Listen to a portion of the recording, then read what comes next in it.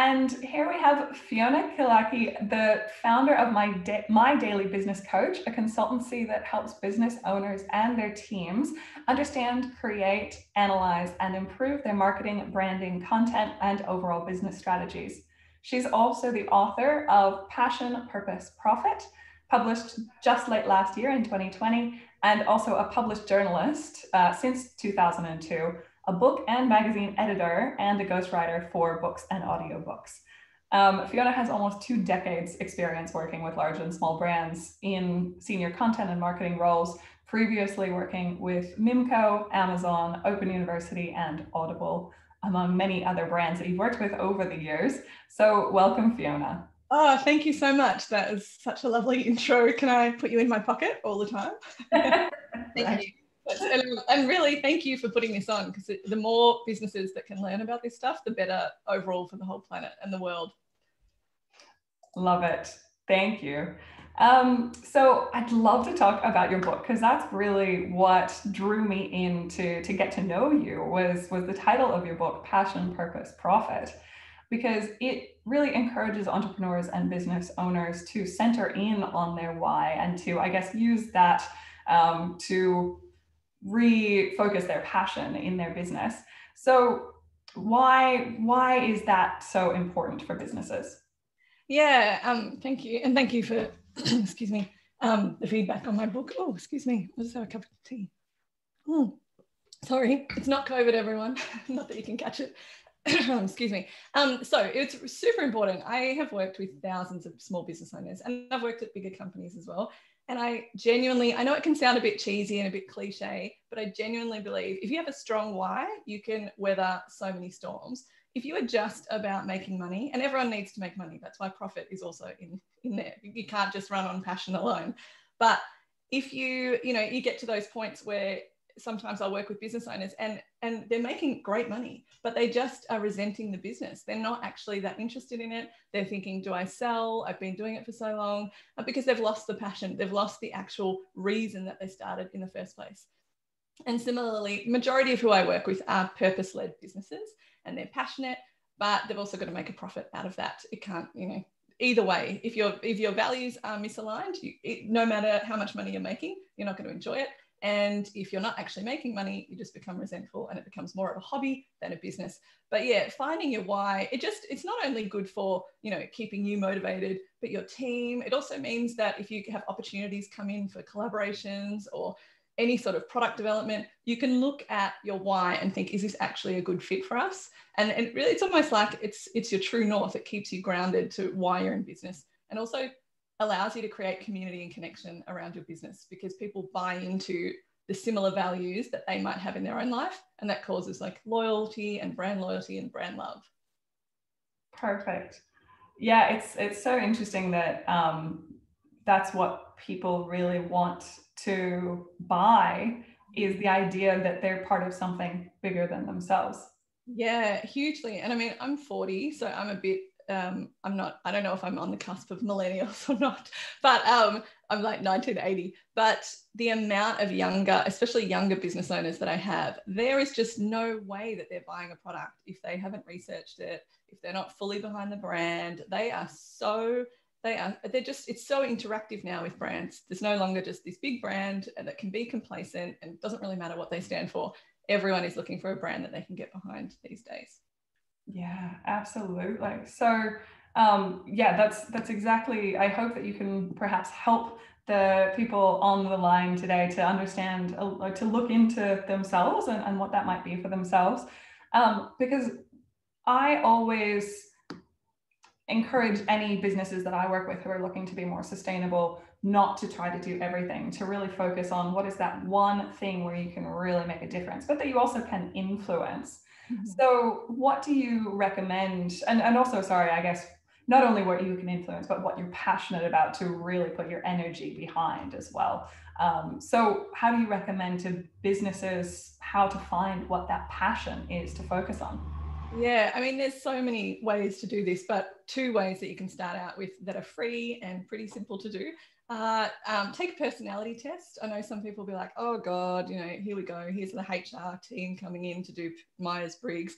But A personality test, even if you take it with a grain of salt, some of the results, it'll actually sometimes enlighten things that you're like, oh, I really am, that's quite, spot on. There's a free tool, 16personalities.com. There's also one from Adobe, which is just called Creative Type.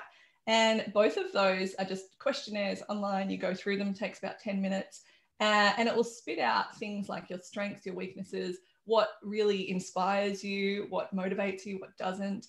I think that is really key, not just in having a charity or a donation or some sort of sustainability purpose, but just running your business in general. I've gone into collaborations with people early on in my business, and one in particular who's a very good friend of mine.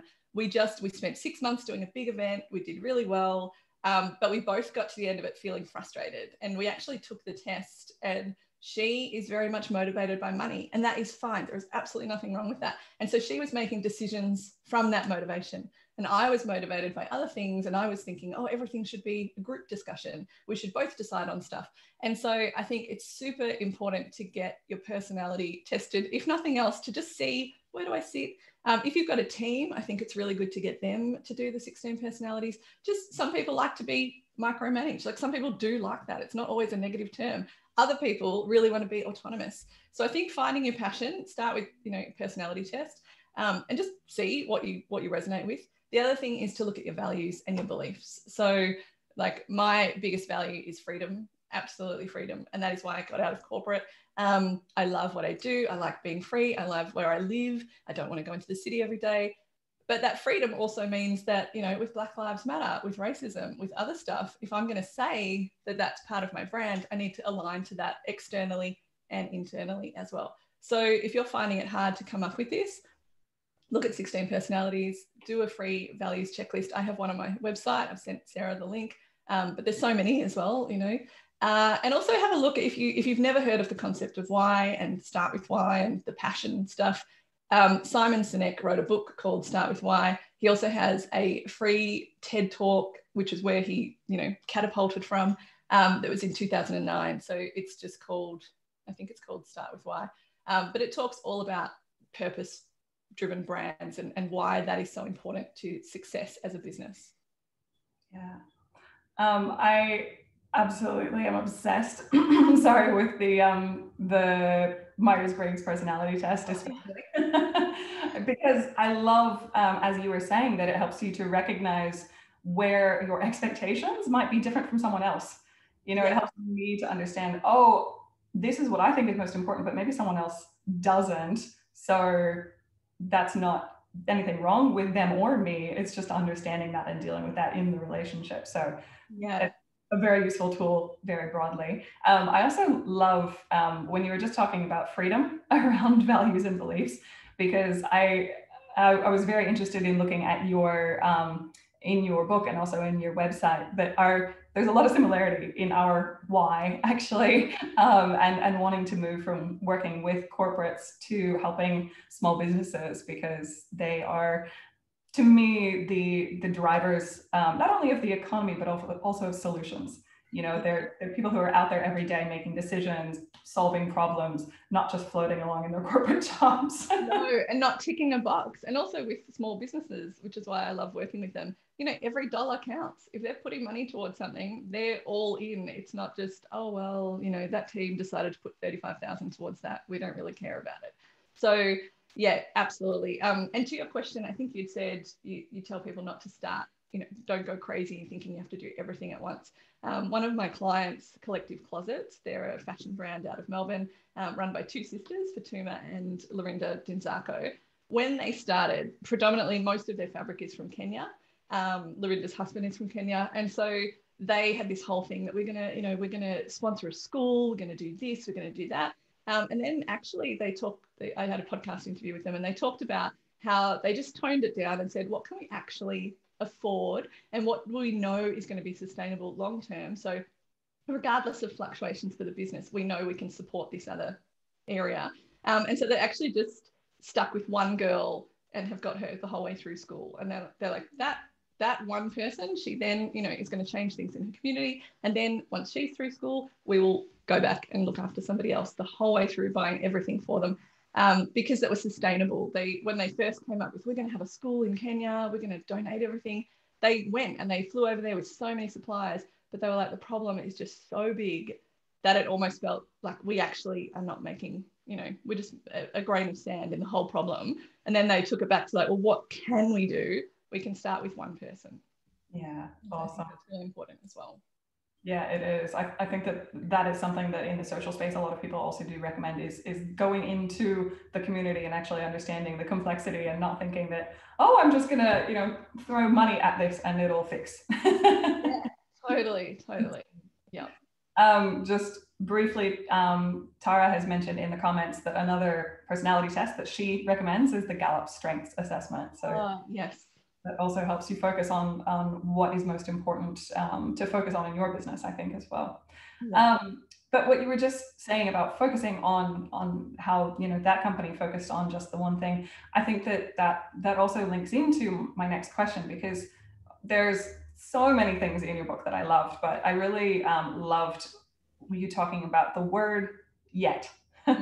Just a very simple word, but I think that concept applies just as well to sustainability as it does to finance and marketing and everything else that a small business has to deal with. So can you elaborate on what that was all about with yet? Yeah, sure. Thank you. So I have 2 children, both young, and one of them had just started school, and we were talking about every day. I sort of feel like, what did you learn? And sometimes it was just like, nothing, mum. It's all about cricket and basketball. But other times he would talk about what he'd learned. And one day he was like, you know what, we spent a whole day on one word. And I said, well, that's a bit crazy to spend the whole day on, like, you're in prep, what's the word? And then he said, yet. We learned, mum, that instead of saying, I'm not good at maths, you can say, I'm not good at maths yet.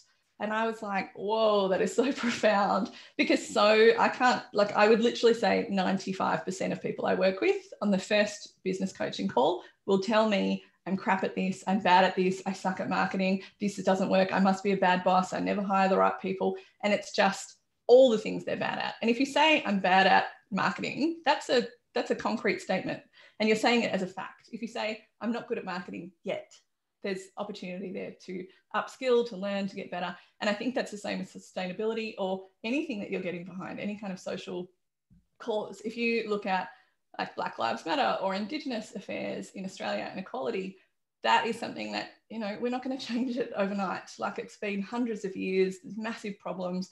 But it might start with, okay, I'm going to actually get aware of the problem and go in and pay for cultural insights training with Indigenous elders or leaders.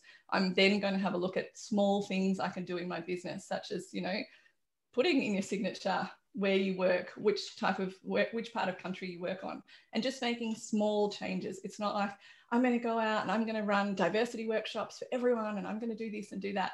There are experts already there. You just need to think, okay, what can I do right now? I'm not going to change this, I'm not going to change climate change overnight, but maybe every time I run a workshop, instead of getting people coffees, I will ask them to bring, their keep cup or their other cup. Or every time somebody buys this particular program, we will donate to, planting trees. At the moment, I've started using Ecosia, which is, instead of Google, it's a search engine. And what they do is each time people search, they are planting trees. So every time you put a search in, it'll tell you how many trees they've planted. So it's just small things. What can you start now? And you might say, well, I'm not, I have no idea about racism in Australia yet. So what am I going to do to learn more about that and educate myself? Yeah, it's brilliant because it stops you from putting up that wall. Yeah. It opens you up to, so what am I going to do to change the situation? And we were talking a bit about curiosity yesterday as well. So it gives you that opportunity to look into things, and no one was great at it when they first started. No. So being excited to actually build those skills. Yeah, it's a question. It's like, if I'm not good at it yet, then immediately is, well, how do I get better? And exactly, curiosity is incredible. Instead of chaos and it's just curiosity, it's going to lead you into the path of finding improvements. Yeah, so good. Awesome. Now, you also obviously have such a background in marketing, and you've been doing a lot of that work with your clients. So what guidance do you have for small businesses who want to communicate what they're doing around their purpose and their sustainability efforts? Yeah, again, I think start small. Sometimes we see people, especially at the moment, there's a lot of cancel culture out there. And it can be a hard time to think, well, I don't want to say anything because, you know, if I don't know everything, I shouldn't say anything. Just start small. You know, like I said before, if part of your thing is equality or race against racism, you know, going and doing your own work behind the scenes, and then maybe telling people what you're doing behind the scenes, but not in a big showy way. I think also just in terms of marketing it, you know, making sure that this stuff is on your About Us page, making sure, you know, sometimes that you're talking about your values when you're working with people, looking for values-led interviews when you're interviewing people, you know, asking people to come on, whether they're freelance or a contractor or full-time, you know, what are your values? What do you want to change in the world? What do you think we could be doing better as a company? I think there's some fantastic companies that do this really well and not in a crazy in-your-face way.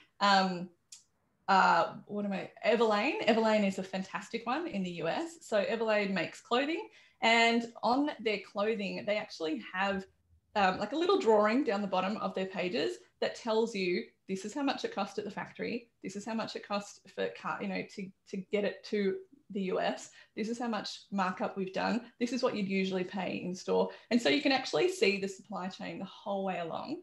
And just that small drawing, I mean, that's not huge. It's not like a really expensive video. It's just a drawing that when you're buying your cashmere sweater, you can see exactly how much they paid, where their workers are in the world.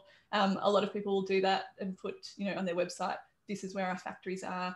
This is who they are. I think just being transparent, but also taking people along on the journey, like saying, I don't know what I don't know, but we're going to get better and we're going to start.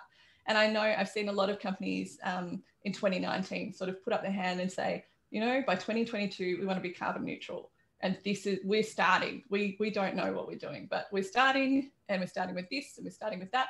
And they've called out, you know, to any of our audience, does anyone following us know about this? Please come and talk to us. So I think just being transparent, that's what people want in all of your marketing, not just around your corporate social responsibility, but in other parts of it. If you stuff up, apologize. You know, I've sent out emails. Racism is a big thing for what I'm passionate about. My husband experienced racism. My in-laws are Indian. And so that's really important to me. That is really important. But I have had, you know, people call out things and I'm like, yeah, I haven't done it perfectly. I'm not, you know, I need to get better. So I think with your marketing, be transparent. That would be my biggest thing. A lot of the time people do stuff behind the scenes, or they want acclaim when they put out a post to be like, oh, look at us. And so I think just be transparent, take people on the journey, and start small. Yeah. And I think I really like your point about put it on your About Us page. It doesn't have to be a corporate social responsibility page where everything goes into, but if you can weave it through the rest of your website, then that feels a lot more authentic. Yes, totally. And I mean, sorry, go. No, please. One of my values is kindness, and education. And my parents drummed that into me, to all of my siblings as well. Very much like, be kind, you don't know what anyone else is going through. And also education is key. If everyone could access education, the world would be in such a better place. So that is, you know, part of my marketing is to, you know, send out an email every Sunday, to do a lot of free information on my podcast. That's all free education. Even the book, you know, it's $29.95, or you can get it cheaper at other places. But like, that goes into the education piece, and that's part of my About Us as well. You know, this is where it comes from. And I guess it's a process not only of educating yourself, but also educating your customers too. Yeah, really. And also going back to that personality stuff, finding a point at which you feel comfortable to share this. If you've just started, you know, it's all right for me saying, be transparent, bring people along on a journey. If you don't feel comfortable at all, go and do the work until you do feel comfortable. I do have a friend who runs quite a large company, and she, on Australia Day this year, she felt like she had to say something, but she didn't know what to say, and she was so stressed about it. And it was like, well, not do what feels comfortable, because that's a bit of especially white privilege thing to say, but do the work until you get to a point where you feel that you can market this. But do the work yourself, even if that's with your team internally. Do the work until you feel like, I can go out and market this. Don't go and just market it because you've decided to do this month. But if you do market it and you are comfortable, then take people on the journey and be transparent. So I know they're kind of contradicting things, but for different camps, I guess. Well, I think it's also another argument for when you have that statement of yet, to go, and when you realize that there's an area that you want to improve in, to go ahead and do that, not waiting until Australia Day. Yes. And that's the thing. Like, so many people posted the Black Lives Matter post in May last year, and yet there was nothing else done. Or, you know, it needs to be a consistent thing. Yeah, and I think that is a risk, I guess, with a lot of sustainability stuff, that a small business owner might be like, oh, it's overwhelming, it's too much, I can't even touch it, can't deal with it right now. But that runs the risk of you being left behind when, you know, these things become topical, when something is in the news and people start asking you questions about, so what is in your product? And, you know, are those microplastics in your face exfoliator or things like that? So you're actually behind if you put off exploring that yet. Totally. And it all comes back to emotional connection. If somebody has an emotional connection with your brand, there's an idea that the purchase equation is emotional driver plus rational driver equals purchase. So if I feel like there's some status involved in, say, buying a Mercedes-Benz, and then end of financial year sale, so that's the status is the emotional driver, end of financial year sale is the rational driver. And if both of those things are together, there's going to be a purchase. Sustainability, getting behind social causes, is causing emotional connection to a brand. And that is what people are looking for, and that trust element. And that's great, you know, it's great for business, but also there was this study a while, I think 2018, done by Motista, a retail study, and they looked at 100,000 customers over 2 years, and people who had an emotional connection spent 306% more than people who didn't. So it goes to your point, if this is in the news and people are like, well, that's a worry, I should worry what I'm putting on my face, and then they start investigating it, they're going to have a negative emotional connection, which the emotional connection is thought to be 90% of why we buy into a brand. So you want to make sure that that emotional connection is positive as much as possible. Yeah, fair. I think it's also interesting. I had a conversation with it was in another Facebook group, and it became quite a long conversation because I was asking, you know, who's making these changes in their businesses, and our customers asking you questions. Because I always thought that was a good driver of change. Interestingly, most of the businesses that were responding were saying, actually, no, our customers don't ask us these questions. And other people were joining in saying, you know what, I'm a customer of all these businesses. I don't ask questions. I just go somewhere else if they're not talking about it. If it's not on their website, if it's not on the product packaging, if it's not in the store, I just assume they're not doing it. So I'm going to go to the other company that is talking about it. They're going to attract my business. Wow, that's such an eye opener for businesses to be like, yes, talk about it in a way that you can and you feel confident with. Exactly. Yeah. Wow. Don't be missing out on those businesses. Yes, on those sales. Yeah, exactly. So please, anyone who has questions for Fiona, be entering them into the chat box. Tanya just wanted to add in the comment that she supports Ecosia, the web search as well, that she uses it not only because it makes her feel good, but because Project Drawdown, the 2040 film, suggested we all need to plant at least 154 trees in our lifetime. So Ecosia is a good way to start, I think. Yes. And it's something that people like I just started using it maybe 2 months ago, and I put it into my Facebook group, and all these people, I was like, oh, okay, I'm so behind. So many people are using it. But yeah, I think the more we can talk about these alternatives, the better for everyone. Yeah, it's perfect.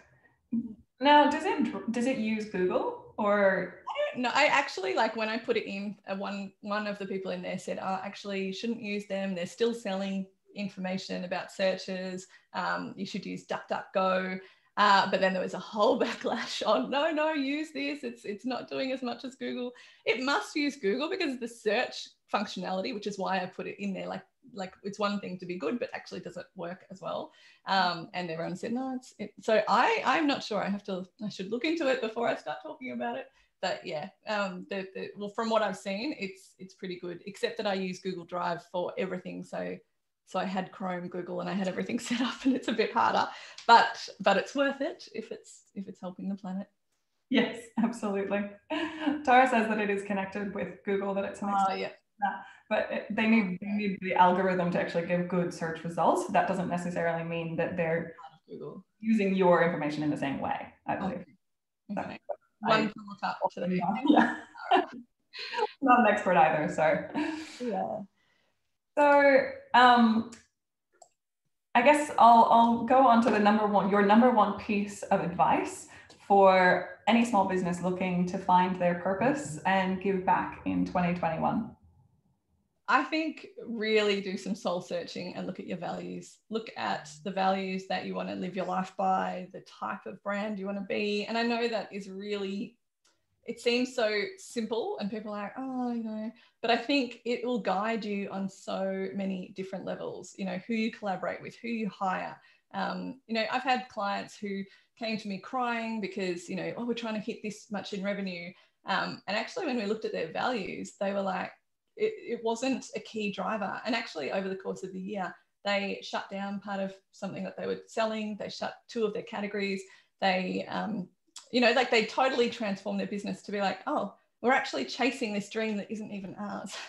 And so they were like, actually, we could live totally within what we're already earning from the business if we just tweaked a few things. And actually it goes back to our value of family, to spend more time with our kids. Why are we going crazy because someone at some point told them, the business needs to be earning 10 million. And so I think go back to your values at all times. Like I literally have my values on a post-it note on my monitor here. And that's what I go back to. If I get asked to do consulting for a particular company, I will come back and be like, well, is this going to take me away from family? Is it going to impact my freedom? Is this company doing education? Are they a kind company? And it keeps going back to that. So I just think take the time to really think about your values and your beliefs, because all the money in the world is not going to do anything at the end of your life if you feel like you haven't lived true to your values. And I think also, like I had the misfortune, I guess it's not misfortune, it's natural, but both of my parents died in the last 3 years, both very unexpectedly. My mother within half an hour of feeling unwell. So I've had to go through a lot of that journey and really think at the end of your life, like the most important thing when people turn up to your funeral and the legacy that you leave is how you lived and the values that guided you and guided your business. Yep, you can make all the money in the world and that's great. But also make sure that you're a values, purpose-led business. Otherwise, why are you in business? Yeah, it's so interesting. It's such a good reminder that every day we wake up with a to-do list. But then if every day is just a to-do list, what does that add up to? Yeah. It's like that poem. I can't remember her name, but she said that Annie, someone, how you spend your day is, of course, how you spend your life. And it's like, yeah. So you just, and it might be that, and also I should say that good values and making money are not mutually exclusive. Warby Parker is a fantastic brand to look at. Started by 4 college guys, and before they were in for 10 years, they'd got to, I think it's valued at 1.3 billion. It's an eyewear company that gives back, does eye examinations, helps in poorer areas where reading levels are lower. And they've made a lot of money and they've done a really good business. So they're not mutually exclusive, but just make sure that you're really staying true to your values. If that was my one point, stay true to your values and know what you're actually what the values are. Yeah. And we heard so much yesterday about how much it's the opposite of mutually exclusive, that when you have those 2 things in alignment, your business is more profitable because it attracts it attracts a loyal posse, a huge crowd of fans and ambassadors for your brand. And so we had Thank You on yesterday. They were talking, Pete was talking about how, I forget the acronym he had, but there's something in the sort of sales records space where it's the number of customers who only buy your product within So they attract customers that only want to buy Thank You products, not any of the mainstream brands, not any other brands. So that is what every business would love to have, right? Oh, totally. And Thank You is such a good example of sticking to their values and then pivoting. They did food and food didn't work. Or, gosh, I hope they're not watching this. Food wasn't there, most. They wouldn't do that. But, you know, like they went into water and water was great. And then they, you know, went into different categories. Some worked, some didn't. But literally, Thank You could bring out, I don't know, tea towels. They could bring out anything, clocks, and people would get behind it because there's so much love for that business and what they stand for. It's that idea of connection and community. And with COVID, we saw, you know, so many businesses have gone under. Some had a great community and it just, you know, lockdowns and other things, which is just horrendous. But so many have been saved by the community, especially I know bookshops. You know, I had my book launch and obviously I couldn't do anything. I was in Melbourne, but so many independent bookstores that I talked to, I did a lot of lives with them, and in England and here and in New Zealand. And they were saying, thank God for our community, because the community kept us afloat. The community, instead of buying from, you know, Amazon or other places, came and bought and supported their local stores. So I feel like that sense of community is so important financially, as well as, you know, ethically and morally. Yeah, and I do think that 2020 was a game changer year, I think, in shifting that consciousness, that a lot of consumers really started embedding that in every purchase. It was no longer just like, I need a thing. It was, if I need this thing, who's the best person to buy it from? How can I get more return from the money that I have to spend anyway? Yes, yeah. And how can I, especially with small business, like, you know, how can I support another small business owner? Yeah, exactly. And the businesses around me, and I don't want them to go under, you know. Totally. Um, does anyone have any other questions for Fiona? We could probably talk about marketing all day. Yeah. Especially, I think, Thank You, I find them so fascinating because they are radically transparent. Mm-hmm. You probably don't see as much of that in the marketing space, where if you've read their annual letters, they talk about what they did wrong that Yes. year. Which is the opposite of most approaches, which is, here's all the ways in which we're fabulous. Yes. We start with, this is what we learned last year. What do you think of that approach? Oh, I definitely think it's like the more open and transparent you can be, then when something does go wrong, people are like, oh, okay, I've got your back. You know, I still love you. I think that's just in any relationship. Marketing is relationship building. Like a lot of times people confuse marketing with sales. Marketing goes from the spectrum of brand through to sales. And sometimes people spend all their money in marketing in brand awareness, building the brand. Other times, some companies will just be all about the sales, and sometimes it's a mix. But in terms of, you know, any kind of relationship, you're ultimately trying to build trust, and you can build that by being transparent. You know, we've seen it with the banks, and I feel, you know, I hope there's no one on here from like certain banks, but when I do a lot of charity work and paid work with domestic violence charities. So it's domestic violence and racism are a big thing for me. It goes back to freedom. If women can be free in this country and actually treated as equal, things will change. But until domestic violence levels go down, it can't. But, you know, you look at banks and they'll come out and say, oh, we're all about women, we're all about empowering women. And it's like, okay, let's look at your domestic violence leave policy. Let's look at other things that you're doing.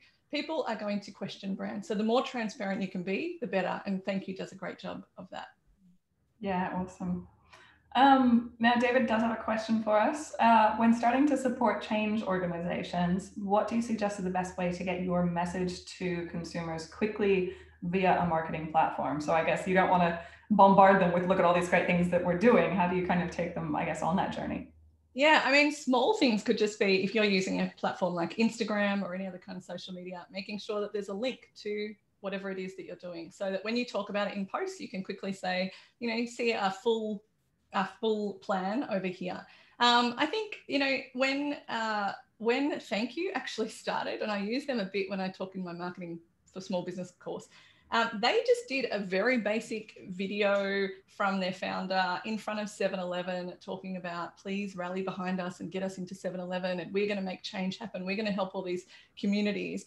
I think if you're trying to get the message out quickly, you know, it could just be that you start a founder's letter, like a founder's email that goes out to your database saying, this is everything that we're doing. It could be doing a series of videos that you repurpose again and again on social media. It could be that if you're, say, one of the things that you're getting behind is depression or anxiety, or then you might look at October, which is Mental Health Month, and be like, okay, for October, we're going to go big. And then the rest of the year, we're just going to be adding this as we go, talking about it in, you know, small things here and there.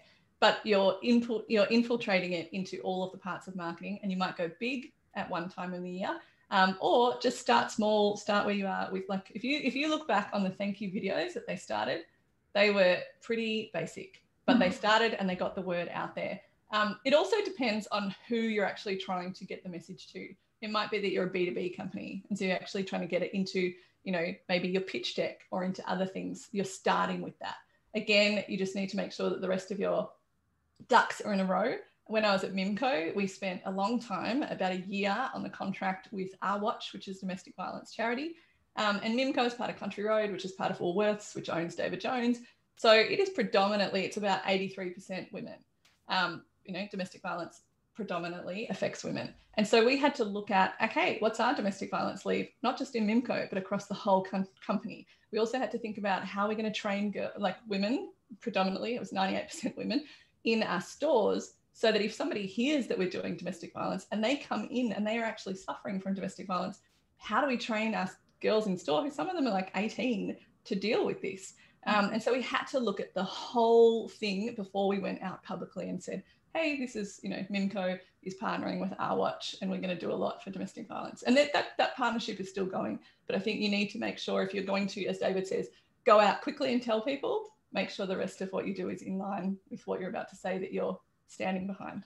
Of course. And also doing very good research about that partner to make sure that they are really aligned with your own values as well. Yeah, definitely. Even like when I looked up white ribbon the other day, because when I give people calendars, I put in different things. Like the other thing is, another thing I didn't mention, you can literally look up mental health key dates 2021 and then put them into your marketing plan and make sure that you're talking about them. So it's not like, oh gosh, that was that big thing and we forgot to talk about it.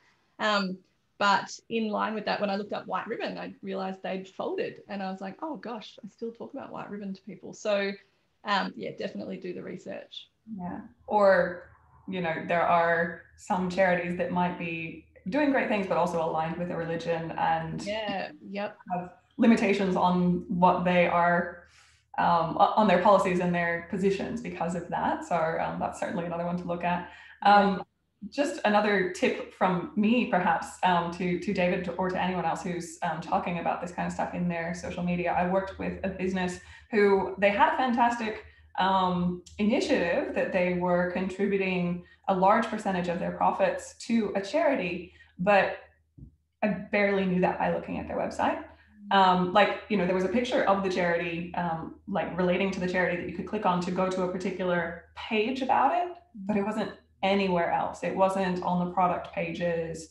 I barely saw it in their social media. So I think if you are, you know, if 10% or 20% or whatever of your profit is going to a charity like this, you should be putting 10 or 20% of your social media toward it as well. Be featuring stories, featuring behind the scenes things that you know about what they're doing in the background, you know, an individual success that charity has had with their audience, with the people that they're helping, sharing that story and saying, you know, this is what we're helping to achieve. Totally, such good advice. Amazing. Okay, any last questions that you guys want to throw in there? You're very welcome, David. All right, well, obviously we would love to continue this conversation. You're going to give us a couple of resources that I'll post in the Facebook group. I'm gonna share that link to the Facebook group if anybody is on the call right now that isn't part of it yet, so you can get in there to get the resources.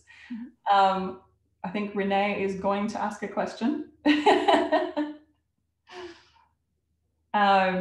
And then you can also, if you just, you can fill in the blank now while we're waiting for Renee. Where else should people get in touch with you, follow your business, buy the book?